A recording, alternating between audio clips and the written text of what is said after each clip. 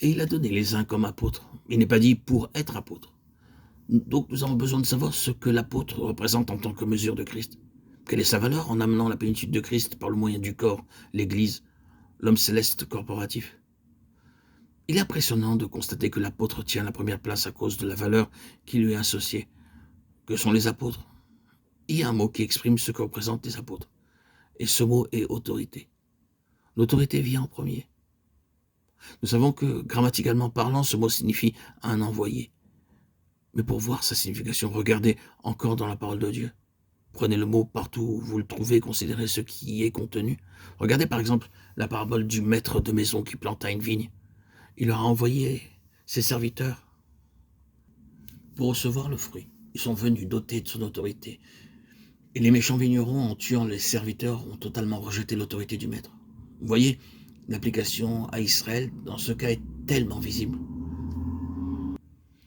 Le point de la parabole est qu'il refusait de reconnaître l'autorité de Dieu en Christ.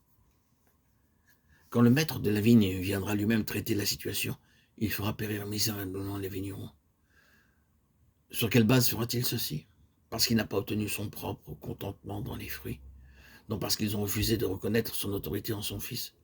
Il envoya vers eux son Fils. Toutes les fois où vous trouvez le mot « envoya » de la part du Seigneur, vous trouvez l'autorité du Seigneur. C'est cela un apôtre. Tandis que vous considérez avec soin la question de l'apostolat, vous constaterez que tout ce qui a constitué un apôtre représentait ceux qui contribuent à l'autorité. Un apôtre était un serviteur du Seigneur, spécialement constitué. Il y a eu une loi très rigide gouvernant l'apostolat en ce qui concerne les 12, à savoir qu'un apôtre devait avoir vu le Seigneur ressuscité. Il ne pouvait pas être apôtre si le Seigneur ne lui était pas apparu, car il n'avait pas eu une connaissance de première main du Seigneur ressuscité. Cette connaissance de première main du Seigneur ressuscité l'investissait d'une autorité. Il s'agissait du fait que le Seigneur lui-même lui était apparu. Si vous allez à la lettre aux Hébreux, vous constaterez qu'il est parlé du Seigneur, Jésus comme l'apôtre et le souverain sacrificateur de Dieu.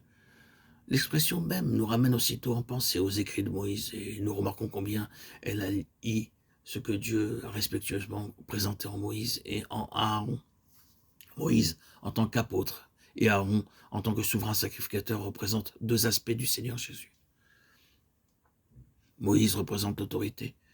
Moïse a représenté l'autorité de Dieu depuis le début jusqu'à la fin de l'utilisation de Moïse par Dieu. La verge qui était celle de Moïse devint celle de Dieu, et par cette verge, l'autorité de Dieu était déployée.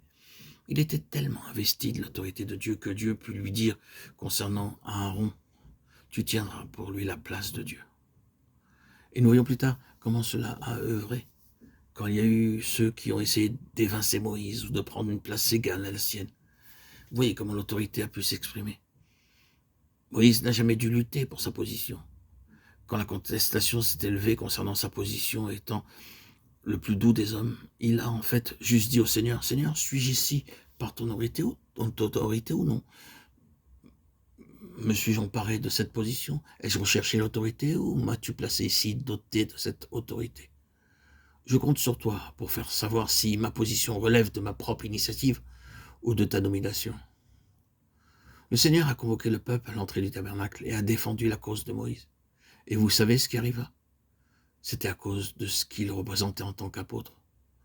Tout pouvoir m'a été donné dans le ciel et sur la terre. Allez, Matthieu 28, 18, 19. Ainsi, un apôtre est quelqu'un qui est en autorité de la part de Dieu pour l'établissement et la continuation d'un témoignage divin. Et vous pouvez constater cela en Moïse.